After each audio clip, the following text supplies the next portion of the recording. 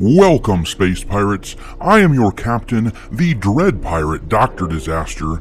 Now, you may remember the other day we discussed an interview in which Kathleen Kennedy said it was entirely possible Phoebe Waller-Bridge would get her own show. Well, they're at it again, so we have to discuss an interview that just came out featuring Phoebe Waller-Bridge. My God, what is that smell? Oh! That stench is what we, the collective fan base, noticed the moment it was announced that this Fleabag would be joining Harrison Ford as his co-star on Indiana Jones 5. Those of us with properly functioning bullshit detectors knew what it meant for her to be added to the movie, that she would be insufferable, that her particular brand of, hey, look at me political garbage would show through on screen and ruin any mojo they might have had in the film. We knew she would turn it into the catastrophe it was always destined to be. You should not be doing this. They're using you for entertainment. Like it or not, Phoebe Waller-Bridge is typecast, especially in the world of Lucasfilm.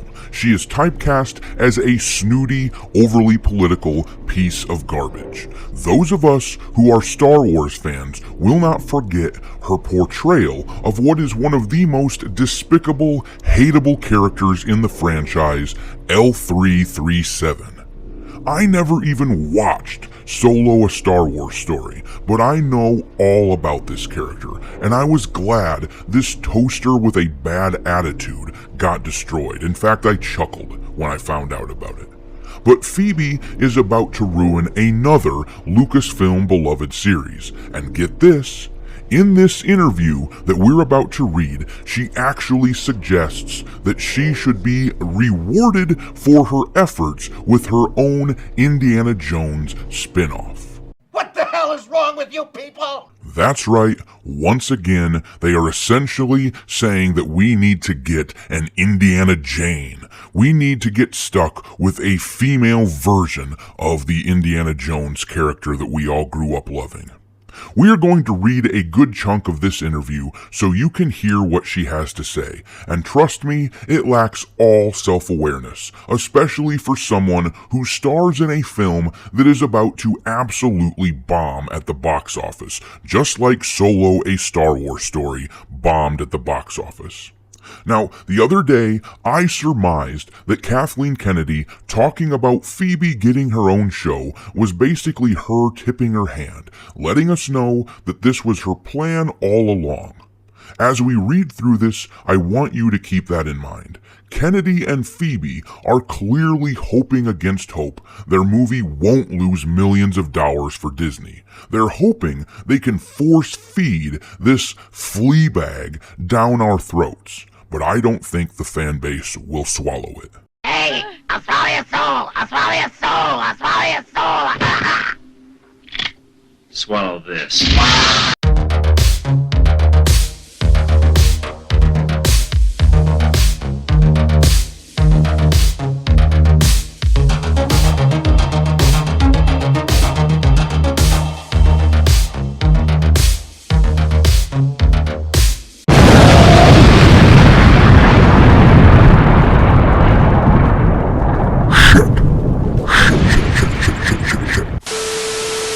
Alright, we are going to read through this article from Vanity Fair.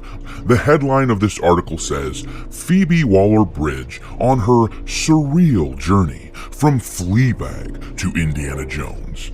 It's not much of a journey, sweetheart. You will always be Fleabag in our hearts. Anyway, the article starts off, in the wisteria-covered garden of a London pub, Phoebe Waller-Bridge comes to my rescue. This is what we're for, to zip each other's jumpsuits up, she says.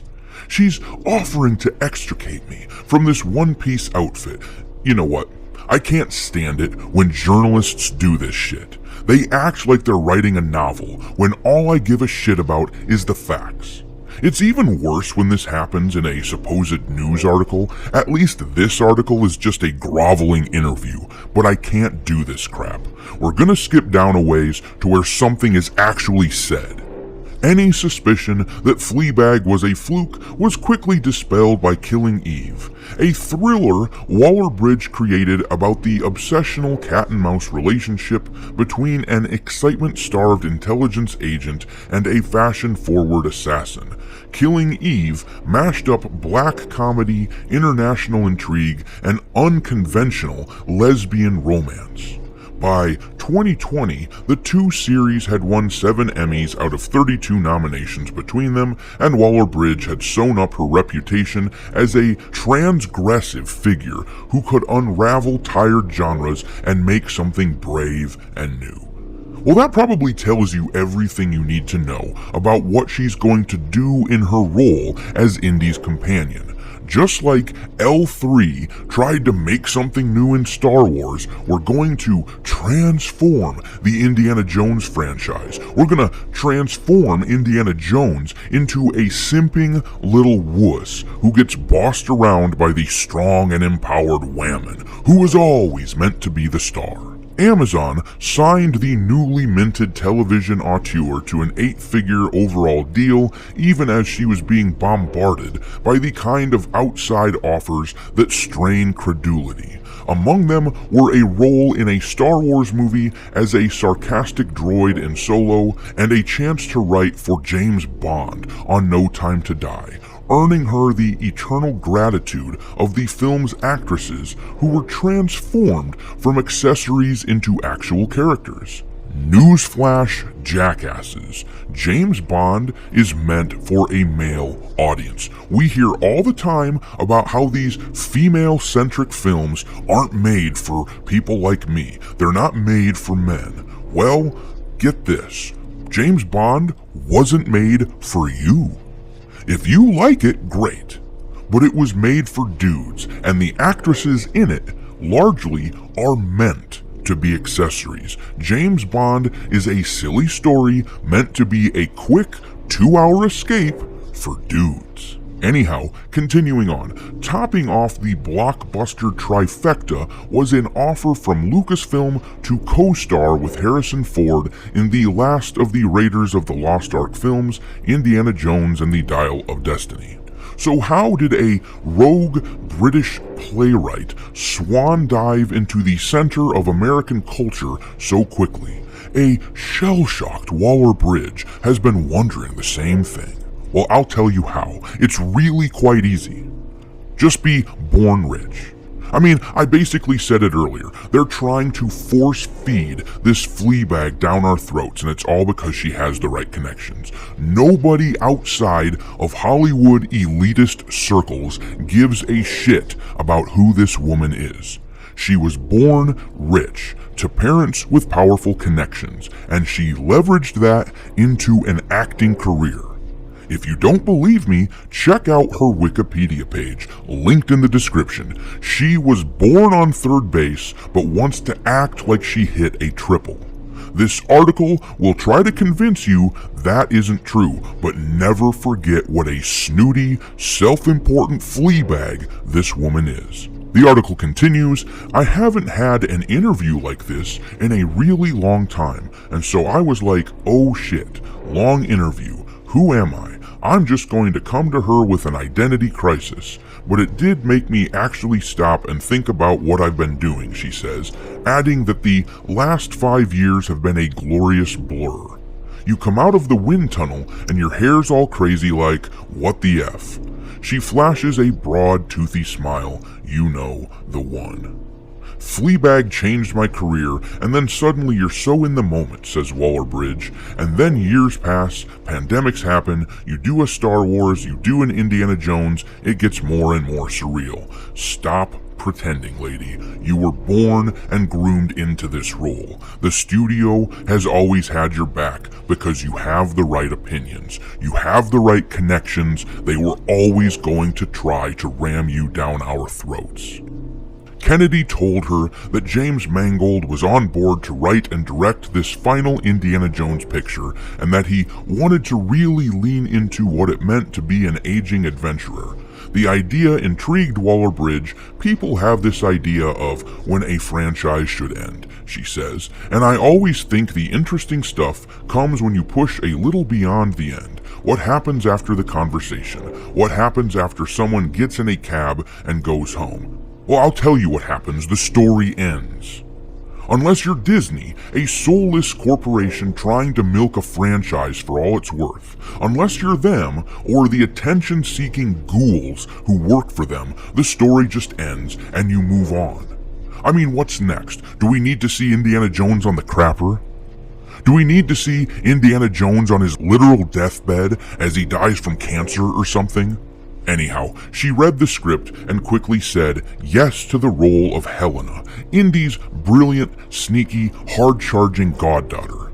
She sees Helena as following in the footsteps of Karen Allen's Raiders of the Lost Ark character, Marion Ravenwood, the coolest mother effer anyone had ever seen, and also a joyful and surprising match for Indy. The next paragraph is just James Mangold simping for Phoebe, talking about how brilliant she is in Fleabag. We'll skip to the following paragraph. Dial of Destiny also transforms Waller-Bridge's posh, brainy persona into an unlikely but bona fide action star, leaping across buildings, jumping off moving vehicles, punching villains, fighting off creepy crawlies. That tells you what you need to know about how this movie works. Phoebe will be the one leaping across buildings, jumping off moving vehicles, and punching villains. In fact, confirmed spoilers have her knocking Indiana Jones himself out with one punch and becoming the star of the show. We're gonna skip down a ways from here to the spot where they get to the damn point that I want to make. I forgot what a long-ass word salad this article is. Alright, down here it says, when word of her casting first leaked, rumors circulated that she was taking over the franchise for Ford. Waller-Bridge says that was never a conversation. There's no replacing Indiana Jones in any way, she says. You know, every time I hear these guys say that, I feel like they are disingenuously trying to put words in our mouth, like they're literally replacing Harrison Ford in this film, like they're literally making an Indiana Jane movie. We are not literally suggesting that you are replacing Harrison Ford. We are saying that you are putting Phoebe Waller-Bridge in the spotlight where Indiana Jones belongs. I feel like it is a semantic trick that they are playing here, strawmanning what we had to say and making it seem like we literally think that he's going to be replaced. In any event, but I feel like the character herself, she did feel fresh on the page, and there is a sense of, is there room in the world for someone like this?